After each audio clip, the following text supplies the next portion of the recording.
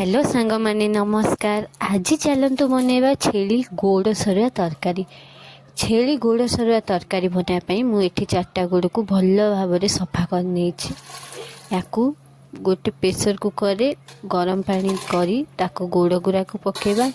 ता देहरे अदा दालचीनी गुजराती बड़ा इलायची तेजपत्र लवंग आउ किछि पाखुड़ा रसुण पकेकी लुण हल्दी देकी भल्ल 10 ରୁ 15टा सीटी देदेबा। इठी छेली गुड़ पूरा भल से सीझीगला ताको एबे आमे काढ़ीदेबा। छेली गुड़ पई प्रस्तुत करबा एबे मसला पियाज अदा रसुण टमाटो सुखिला लंका देकी आकु भल्ल पेस्ट करदेबा। तापरे सोरिष तेल पकेकिना लाल हवा पई टिके चीनी देदेबा। तापरे पियाज पकेबा। पियाज फ्राए हो गला परे एथिरे बटा मसला को देदेबा। मसला भल भाव कषि होला परे लुण हल्दी लंका गुंड और मटन मसला देकी 4 ରୁ 5 मिनट भल भाव आम आपको कषिदेबा।